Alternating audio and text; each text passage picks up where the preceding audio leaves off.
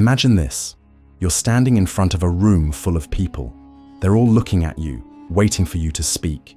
You've prepared for this moment for weeks, maybe even months. You've rehearsed your lines, polished your presentation, and memorized every detail. But as you open your mouth to begin, a voice inside your head whispers, "What are you doing here? You don't belong." They're going to find out you're a fraud. Your heart races, your palms sweat. You feel like an imposter, a pretender, a phony. And no matter how hard you try to push the feeling away, it lingers, gnawing at your confidence, undermining your every word. This is imposter syndrome, the relentless belief that you're not good enough, that your success is a fluke, that sooner or later, everyone will discover the truth about you. It's a paradox. The more you achieve, the more you doubt yourself. The higher you climb, the more you fear the fall.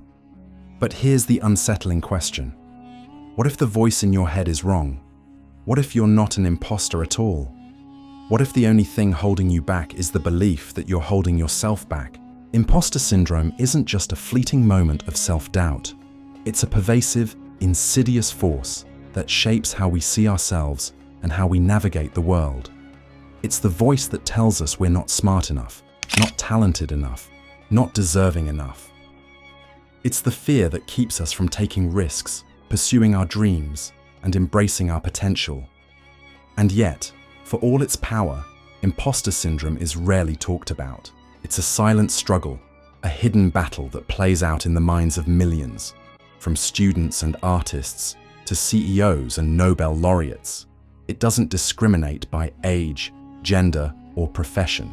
It doesn't care about your accomplishments or your credentials.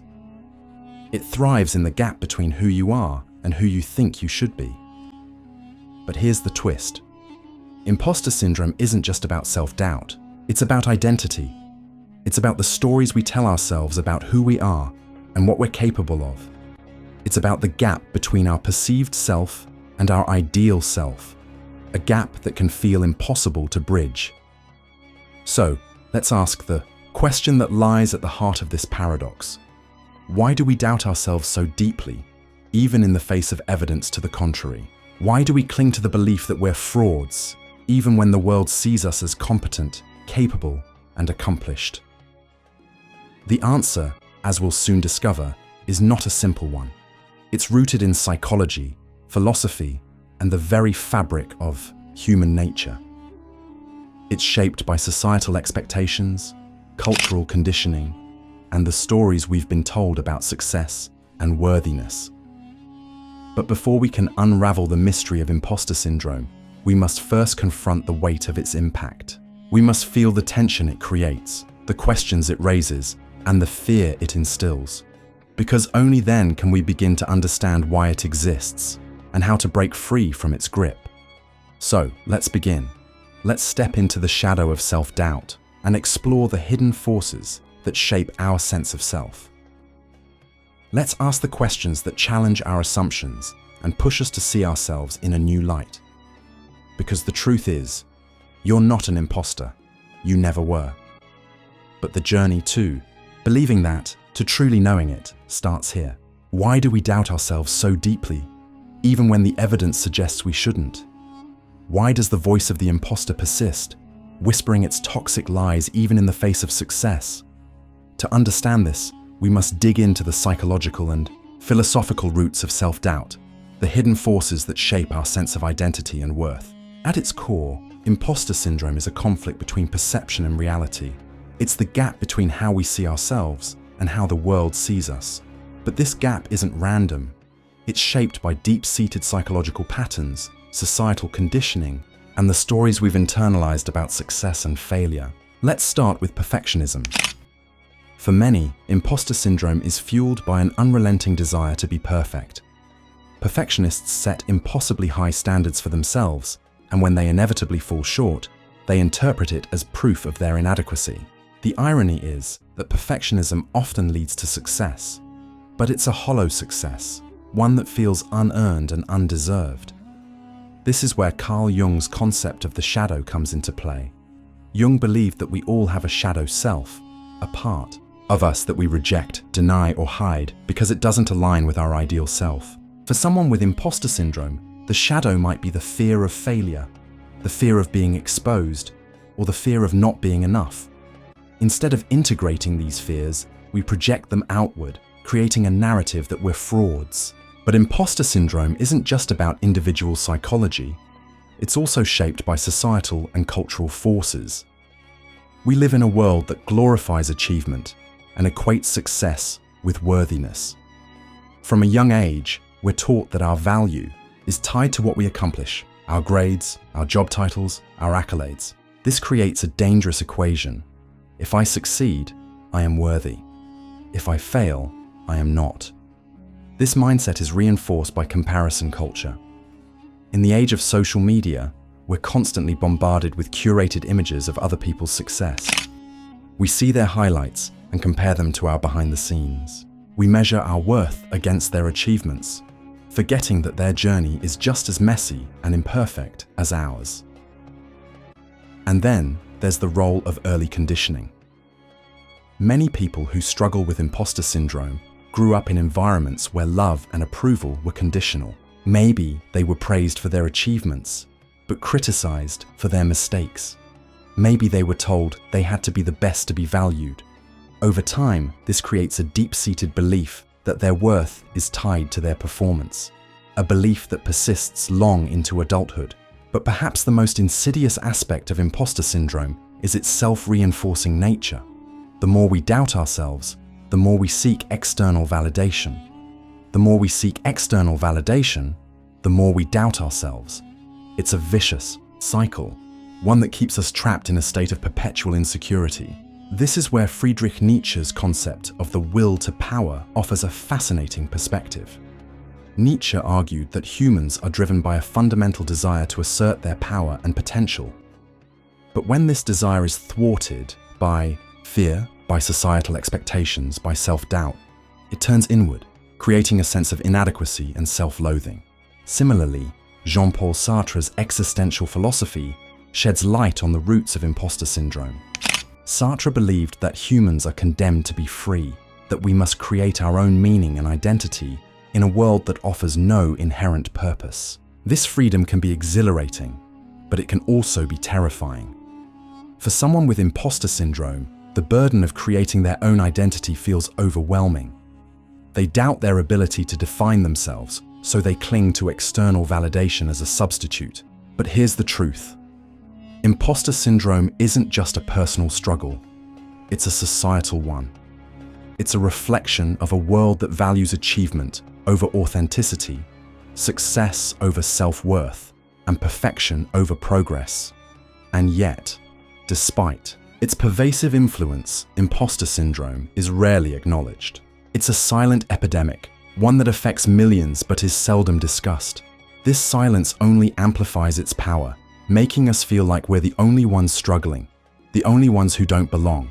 But the truth is, you're not alone, and you're not an imposter. The question is, how do we break free from this cycle of self-doubt? How do we rewrite the stories we tell ourselves about who we are and what we're capable of? The answer lies in understanding the unseen consequences of imposter syndrome, the ways it silently shapes our lives, our relationships, and our sense of self. The impact of imposter syndrome isn't always visible. It doesn't announce itself with dramatic breakdowns or visible scars. Instead, it seeps into the cracks of our lives, quietly shaping our decisions, our relationships, and our sense of self. It's in the opportunities we don't take, the risks we don't pursue, and the dreams we don't dare to chase. Let's start with the personal toll. When you're constantly doubting yourself, you become your own worst enemy. You second guess every decision, overanalyze every mistake, and downplay every success. You become trapped in a cycle of self-sabotage, where fear of failure outweighs the desire to succeed. This self-sabotage often manifests as procrastination. You delay starting a project because you're afraid it won't be perfect. You avoid applying for a job because you're convinced you're not qualified. You hold yourself back from opportunities because you're terrified of being exposed as a fraud. but the consequences go deeper than missed opportunities. Imposter syndrome erodes your self-esteem. When you're constantly telling yourself you're not good enough, you start to believe it. You internalize the narrative that your success is a fluke, that your achievements are undeserved, that your worth is conditional. This internalized narrative can lead to chronic stress and anxiety. The constant pressure to prove yourself, to meet impossibly high standards, to avoid being found out, takes a toll on your mental and physical health. You become trapped in a state of hypervigilance, always on edge, always waiting for the other shoe to drop. And then there's the impact on relationships. Imposter syndrome doesn't just affect how you see yourself, it affects how you connect with others. You might avoid forming close relationships because you're afraid people will see the real you and reject you. You might struggle to accept compliments or praise, dismissing them as insincere or undeserved. You might even push people away, convinced that you're not worthy of their love or respect. But the consequences of imposter syndrome aren't just personal, they're also societal. When millions of people are held back by self-doubt, the collective impact is staggering.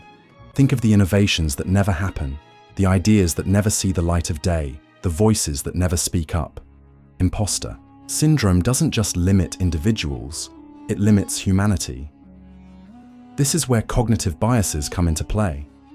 Imposter syndrome is fueled by biases like the Dunning-Kruger effect, where people underestimate their abilities, and the spotlight effect, where people overestimate how much others notice their flaws. These biases distort our perception of reality, making us believe we're worse than we actually are. And then there's the role of cultural conditioning. In many cultures, humility is valued over self-promotion. We're taught to downplay our achievements, to avoid appearing arrogant, to put others before ourselves. While these values have their merits, they can also reinforce imposter syndrome by making us feel guilty for acknowledging our strengths. But perhaps the most insidious consequence of imposter syndrome is its impact on identity. When you're constantly doubting yourself, you lose touch with who you truly are. You become so focused on proving yourself, on meeting external expectations, on avoiding failure, that you forget what you're passionate about, what you're capable of, what you truly want. This loss of identity is what the philosopher Viktor Frankl called the existential vacuum. Frankl believed that the primary drive of human beings is not pleasure or power, but meaning.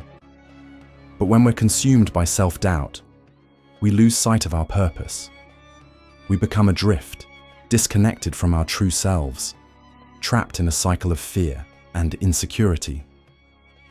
So, what's the way out? How do we break free from the grip of imposter syndrome and reclaim our sense of self? The answer lies in a radical shift in perspective, one that challenges everything we've been taught about success, worthiness, and identity. Breaking free from imposter syndrome isn't about silencing the voice of self-doubt. It's about changing the way you respond to it. It's about rewriting the stories you tell yourself about who you are and what you're capable of. It's about reclaiming your identity, your worth, and your power. This is a rebellion, not against others, but against the limiting beliefs that have held you back for so long. The first step in this rebellion is to recognize the imposter narrative for what it is: a story. It's not the truth, it's not reality. It's a narrative you've internalized, shaped by fear, conditioning, and societal expectations. But here's the thing. If it's a story, you can rewrite it. Start by challenging your assumptions. When the voice of the imposter whispers, "You don't belong here," ask yourself, says who? When it tells you, "You're not good enough," ask, according to what standard? These questions aren't just rhetorical, they're a way of disrupting the imposter narrative, of creating space for a new story to emerge. The next step is to reframe failure. Imposter syndrome thrives on the fear of failure. But what if failure isn't the enemy? What if it's a teacher, a guide, a necessary part of growth? This is where Carol Dweck's concept of the growth mindset comes into play. Dweck argues that people with a growth mindset see challenges as opportunities to learn and grow, rather than as threats to their competence. By adopting a growth mindset, you can start to see failure not as proof of your inadequacy, but as evidence of your courage and resilience. But reframing failure isn't enough. You also need to celebrate your successes. One of the hallmarks of imposter syndrome is the tendency to downplay or dismiss your achievements. You might attribute your success to luck, timing, or external factors, rather than acknowledging your own effort and ability. To break this pattern, start keeping a success journal. Write down your accomplishments, big and small, and reflect on the skills, effort, and resilience that made them possible. Over time, this practice can help you internalize your successes and build a more accurate, empowering self-image. Another powerful tool in the rebellion against imposter syndrome is self-compassion.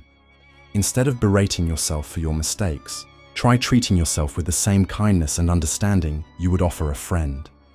Acknowledge your humanity, your imperfections, your struggles. Recognize that you're doing the best you can with the tools you have. This is where Kristin Neff's work on self-compassion is particularly relevant. Neff argues that self-compassion involves three key elements: self-kindness, common humanity, and mindfulness. By practicing self-compassion, you can start to break free from the cycle of self-criticism and self-doubt that fuels imposter syndrome. But perhaps the most radical step in this rebellion is to embrace your authenticity. Imposter syndrome thrives on the gap between who you are and who you think you should be. But what if you stop trying to be someone else? What if you embraced your flaws, your quirks, your imperfections? This is where Carl Rogers' concept of the fully functioning person offers a powerful insight. Rogers believed that the key to psychological health is congruence, the alignment between your self-concept and your experience. When you embrace your authentic self, you create a sense of wholeness and integrity that makes imposter syndrome impossible. And finally, remember that you're not alone. Imposter syndrome is a shared struggle, one that affects people from all walks of life. By talking about it, by sharing your experiences, by supporting others, you can start to break the silence and create a culture of authenticity and vulnerability. This rebellion isn't easy. It requires courage, self-awareness, and a willingness to confront discomfort. But the rewards are profound. When you break free from imposter syndrome, you reclaim your power, your potential, and your sense of self. You realize that you're not an imposter. You never were. Here it is, the heart of the matter, the revelation that redefines everything. The ultimate truth about imposter syndrome is that it's not about your abilities, your achievements, or your worth. It's about your perception of yourself. You are not an imposter. You never were. The voice in your head that whispers, "You don't belong," is not a reflection of reality. It's a reflection of fear. Fear of failure, fear of judgment, fear of being seen. But here's the thing. Fear is not the truth. It's just a feeling. And feelings, no matter how powerful, are not facts. This is the ultimate truth. You are enough. Not because of what you've accomplished or what others think of you, but because of who you are. Your worth is not something you earn. It's something you embody. But here's the twist. Embracing this truth requires a radical shift in perspective. It requires you to let go of the stories you've been telling yourself. The stories about not being smart enough, not being talented enough, not being deserving enough. It requires you to rewrite those stories, to replace them with a new narrative, one of self-acceptance, self-compassion, and self-love. This new narrative starts with acknowledging your humanity. You are not perfect, and that's okay. You are not infallible, and that's okay. You are not immune to failure, and that's okay. In fact, it's more than okay. It's beautiful, because it's your imperfections, your struggles, your vulnerabilities that make you human. This is where Viktor Frankl's wisdom shines through. Frankl believed that the search for meaning is the primary drive of human beings. But meaning isn't found in perfection or success. It's found in the messy, imperfect, deeply human journey of becoming who you are. So, let go of the need to be perfect. Let go of the need to prove yourself. Let go of the need to be someone you're not. Instead, embrace the journey. Embrace the process. Embrace the person you are, right here, right now. And here's the most powerful realization of all. Your imposter syndrome is not a flaw. It's a sign. It's a sign that you're pushing yourself, that you're stepping outside your comfort zone, that you're striving for something greater. It's a sign that you care deeply about what you do, that you hold yourself to high standards, that you're committed to growth and excellence. But it's also a sign that you've been too hard on yourself, that you've been measuring your worth by external standards, that you've been forgetting the most important truth of all. You are enough. So, the next time the voice of the imposter whispers, "You don't belong," don't fight it. Don't argue with it. Don't try to silence it. Instead, thank it. Thank it for reminding you that you're human. Thank it for reminding you that you care. Thank it for reminding you that you're on a journey. And then let it go. Because the truth is, you don't need to prove yourself. You don't need to earn your worth. You don't need to be perfect. You just need to be you. And that is more than enough. Thank you for embarking on this journey with me. If this video resonated with you, I invite you to like and subscribe to our channel. Share this video with others so they can benefit from this message, and don't forget to leave a comment below, sharing your thoughts, reflections, and experiences. Thanks again for watching. Take care and see you in the next one.